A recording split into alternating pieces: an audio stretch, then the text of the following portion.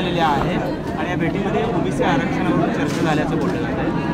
काय अपेक्षा आहे, काय अपेक्षित चर्चा झालेली असू शकते आणि काय आपल्याला अपेक्षा आहे? मुख्यमंत्री आणि माननीय शरदचंद्रजी पवार यांच्यामध्ये काय चर्चा झाली याचा तपशील आमच्यापर्यंत नाही. तुम्ही जर सांगितला तर आम्ही मत व्यक्त करू. पण आमचं म्हणणं असं आहे की या महाराष्ट्रामधल्या प्रत्येक पक्षाच्या प्रमुखानं पुढं आलं पाहिजे आणि हे मागासवर्गीयांचं ओबीसींचं आरक्षण हे सामाजिक न्यायाचं आरक्षण आहे. हे आरक्षण टिकलं पाहिजे. हा ओबीसी अनऑर्गनायझड आहे, एकत्र येत नाही म्हणजे याला काही कळत नाही. म्हणजे पोलरायझेशनची आणि पक्षाच्या निवडणुकीची आमचे उमेदवार पडतील का, आमचे उमेदवार येतील का, मग माझ्या पक्षावर काय परिणाम होईल याच्या पलीकडे जाऊन या सर्व पक्षाच्या प्रमुखांनी पुढे आलं पाहिजे आणि आमच्या ओबीसींचे हक्क अधिकार टिकवण्यासाठी आपली भूमिका जाहीर केली पाहिजे. मात्र हा केस आहे गेल्या अनेक दिवसापासून तुम्ही जरांगे पाटलांना निशाणा करत आहे. उद्धव ठाकरे असतील, शरद पवार असतील यांच्यावर निशाणा. मात्र तुम्ही एकनाथ शिंदे असतील, फडणवीस यांच्याबद्दल रग काढत नाही. तुमच्यावर टीका होती की तुम्ही हे सरकार पुरस्करत आहात. आम्ही एकनाथ शिंदे साहेब या महाराष्ट्राचे मुख्यमंत्री आहेत. या मुख्यमंत्र्यांना वेळोवेळी आमची एकही बाईट अशी नाही की आम्ही मुख्यमंत्र्यांकडून अपेक्षा व्यक्त केलेली नाही. 12 करोड जनतेचं आमची ही टॅगलाईन आहे, 12 करोड जनतेचे मुख्यमंत्री आमच्या ओबीसीच्या बाबतीमध्ये असे कसे वागू शकतात हे आम्ही वेळोवेळी मांडत आलो आहे. पण तरीही आमचं असं म्हणणं आहे की या मुख्यमंत्र्यांनी पुढे यावं, सगळ्या सोयऱ्याचा अध्यादेश रद्द करावा आणि बोगस कुणब्यांच्या नोंदी या महाराष्ट्रामधल्या अधिकृत ज्या लोकांना त्या स्क्रुटिनी करण्याचा अधिकार आहे स्वायत्त संस्थांना, कास्ट सर्टिफिकेट व्हॅलिडिटी देणाऱ्या संस्थांना फ्रीडम द्यावं आणि आम्ही ज्या 8-8.5 लाख नोंदी या शासनाच्या दरबारी आम्ही दिलेल्या आहेत, ओबीसीने दिलेल्या आहेत, त्या टाकाऊ आहेत, त्यामुळे विचार करण्यासारख्या आहेत. त्यांचं काय झालं नक्की त्याचा ॲक्शन टेकन रिपोर्ट आम्हाला मिळावा ना. आम्ही मुख्यमंत्र्यांच्या विरोधातच बोलतोय ना आणि आमचा आक्रोश जनतेने निवडून दिलेल्या मुख्यमंत्र्यांच्याच विरोधामध्ये आहे. जरांगे मराठवाड्यात उपोषण करतायत म्हणून तुमचा ओबीसीचा मोर्चा जो आहे, अनेक आंदोलन आहेत ते मराठवाड्यात टार्गेट आहेत का?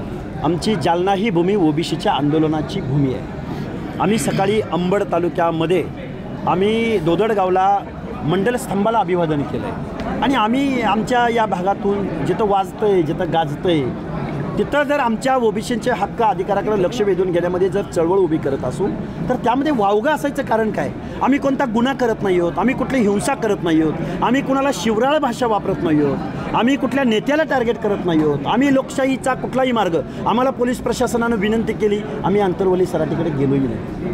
त्यामुळे या गोष्टींचा तुम्ही का विचार करत नाही? याचाही विचार व्हावा. जरांगे पाटील हे गरजवंत मराठ्यांचा लढा लढतायत असं सांगतायत, तर दुसरीकडे तुम्ही त्यांच्यावर मात्र वर्चस्ववादाची लढाई ते लढतायत असा आरोप आहे. बघा, गरजवंताची लढाई असती तर त्यांनी सरसकट आरक्षण मागितलंच नसतं.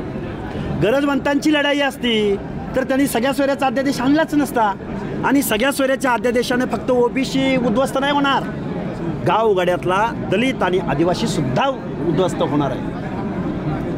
जरांगे पाटलांनी 288 जागेवरती उमेदवार उभा करण्याच्या संदर्भात घोषणा देखील केली होती. आता तुम्ही देखील राजकीय घोषणा करताय, म्हणजे कशा पद्धतीने ओबीसी आगामी विधानसभा निवडणुकीमध्ये सामोरं जाणार आहे? आमचे हक्काने अधिकार याचं संरक्षण करण्यासाठी जर इथले लोकप्रतिनिधी नालायक ठरत असतील तर आम्ही लायक उमेदवार निवडून देण्यासाठी प्रयत्न निश्चित करतो. मात्र नेमके कुठल्या कशा पद्धतीने असेल, स्वतंत्र उभा करणार का पक्षाच्या माध्यमातून करणार, नेमकी काय? आम्ही वेळ आल्यानंतर तो निर्णय घेऊच. पण जरांगे पाटील 288 उमेदवार पराभूत करण्याची भाषा करत असतील तर त्यांना आमच्या हार्दिक शुभेच्छा आहेत. दिलसे मनसे अजून काही म्हणा, आमच्या त्यांना शुभेच्छा आहेत, पाठिंबा आहे. कारण आमच्या गेवराईपासून त्याची सुरुवात झाली. जरांगे पाटील यांच्या आंदोलनाला कोण रसद पुरवत आहे? तुम्ही जे म्हणलात रसद पुरवली जाते, आंदोलन मोठं केलं जाते. महाराष्ट्रातल्या जनतेची चर्चा आहे आणि तुम्हाला आमच्यापेक्षा याचं उत्तर एकदम परफेक्ट माहिती आहे. त्यामुळं जाहीर सांगायची आवश्यकता नाही. परत तुम्ही म्हणाल की तुम्ही पण राजकीय आरोप करताय. पंडित आणि पवारांच्या विरोधामध्ये आता तुम्ही उमेदवाराच्या बाबतीत देखील घोषणा केली की आपलं ओबीसीचा सामान्य वर्ग असलं पाहिजे. विधानसभा निवडणुकीमध्ये गेवराईच्या अनुषंगाने कशी तयारी करताना एकूण महाराष्ट्रात असेल? हे बघा, गेवराईच्या इतिहासामध्ये एकही ओबीसीचा प्रतिनिधी झाला नाही. या गेवराईमध्ये जनसंख्या नक्की कुणाची? आमच्या तांड्यावरचा, आमच्या पाड्यावरचा, आमच्या धनगराच्या वस्तीवरचा, आमच्या ओबीसीमधला ओबीसीच्या हक्काची भाषा बोलणारा आमचा एखादा कोवळा चुनचुनीत पोरगा जरी असेल तरी तो या कायद्याच्या सभागृहामध्ये गेला पाहिजे. कारण आम्हाला हे गृहीत धरणार नाहीत. यांनी आमच्या आंदोलनाला किती वेळा पाठिंबा दिला, कधी एखादं लिखित पत्रक आमचे नवनाथाबा वाघमारे आणि आम्ही आंदोलनाला 10 दिवस बसलो. कुठं गेले होते गेवराईचे आमदार, कुठं गेले होते भावी आमदार म्हणून निवडून येणार आहेत. निवडणूक आल्यानंतर आम्ही तुम्हाला दिसतो, निवडणूक आल्यानंतर आमच्या तांड्याची वस्ती दिसते, निवडणूक आल्यानंतर धनगराची वाडी दिसते. अजिबात चालणार नाही.